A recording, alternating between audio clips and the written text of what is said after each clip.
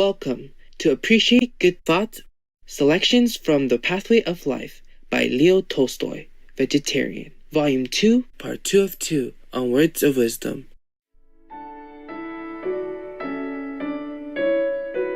Everyone thinks of changing the world, but no one thinks of changing himself.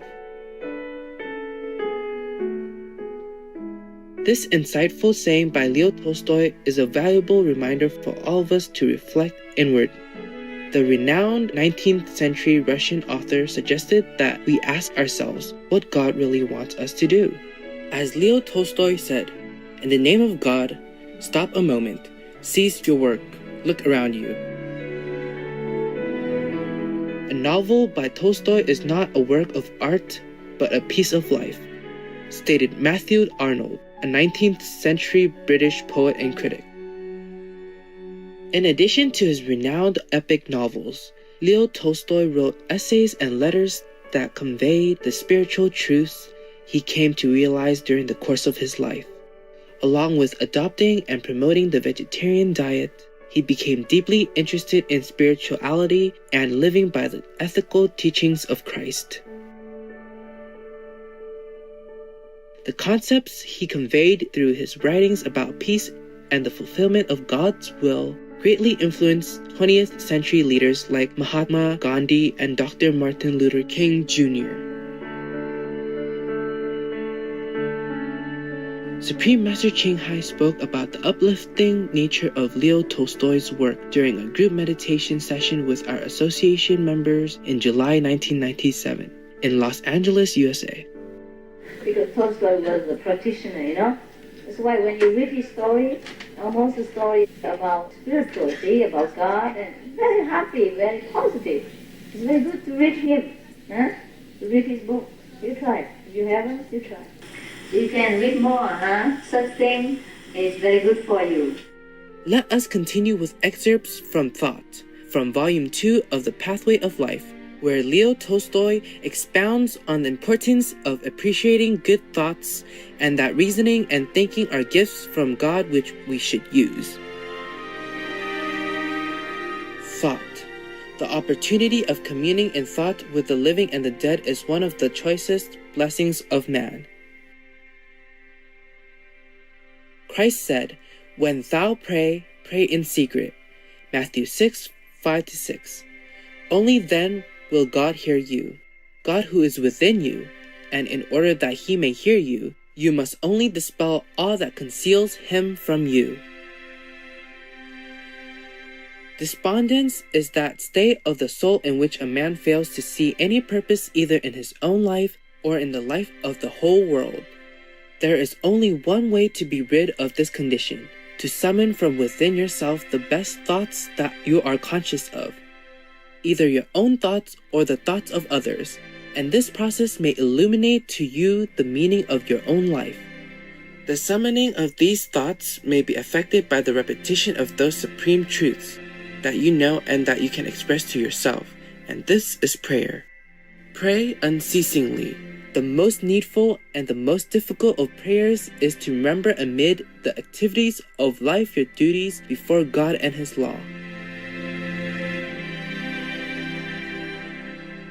Have you been frightened, angered, confused, or tempted? Make an effort, remember who you are and what you ought to do. Herein is prayer. This is difficult at first, but the habit may be developed. From time to time, it is well to modify your prayer, that is the expression of your relation to God. Man changes constantly, grows constantly, and therefore his relation to God must change and become more manifest. And even so must his prayer be modified. Good life is impossible without effort of thought. Appreciate good thoughts, your own and those of others, as soon as you recognize them. Nothing will aid you as much as good thoughts in the accomplishment of the true task of your life. Be master of your thoughts if you would attain your purpose. Fix the glance of your soul upon that one pure light which is free from passions. Meditation is the path to immortality. Frivolity is the path to death. Those who are watchful in meditation never die, but the frivolous and unbelievers are even as the dead. Arouse thyself, then protected by thyself and penetrating into thyself, thou will be immutable. The true strength of man is not in impulse, but in the uninterrupted steady striving after good which he determines in his thoughts, expresses in his words, and realizes in his actions. If looking back over your life, you observe that your life has grown better and freer from sins, errors, and superstitions, know that you owe this success only to the labor of your thoughts. Thought activity is precious not only because it corrects our life, but also because it is helpful in the life of other people as well. This is what makes the effort of thought so valuable.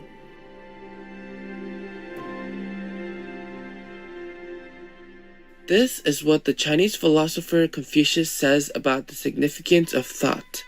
True learning teaches men the highest good, to be reformed and to abide in that state. In order to attain supreme good, it is necessary that well-being reign throughout the nation. In order to have well-being throughout the nation, it is necessary to have well-being in the family. In order to have well-being in the family, it is necessary to have well-being within oneself. In order to attain well-being within oneself, the heart must be corrected. In order to have your heart corrected, you must have clear and truthful thoughts. Man is distinguished by having the capacity of thinking. A man may learn to read and write, but this knowledge will not enlighten him whether he should write a letter to a friend or a complaint against someone who has injured him or leave it alone. A man may learn to use musical instruments, but music will not tell him when he should sing or play and when he should leave singing and playing alone. Even so, in all things, only reason suggests to us what to do, when to do it, or what not to do, and when.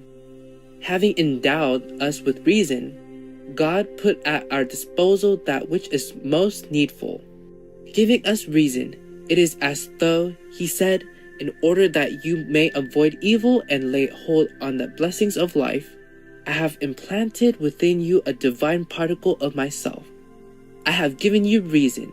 If you apply it to all that happens to you, nothing in the world will be an obstacle or impediment to you on the road which I have designed for you, and you will never complain of your fate or against people. You will never judge them or cringe before them. Do not reproach me for not having given you more. Is it not enough for you to be able to live your life reasonably, peacefully, and happily? A wise proverb says that God visits us without ringing the bell. This means that there is no partition between us and the infinite, that there is no wall between man, the effect, and God, the cause. The walls have been removed. We are open to all the profound effects of divine characteristics. Only the labor of thought keeps open the hole through which we commune with God.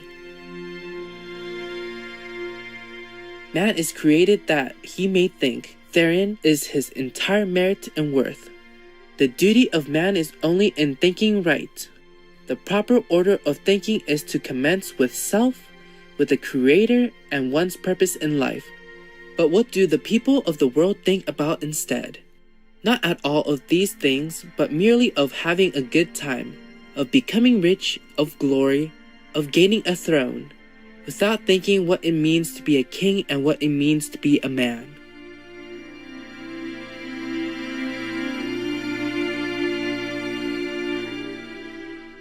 Compassionate viewers, it was a joy that you could join us today for Words of Wisdom.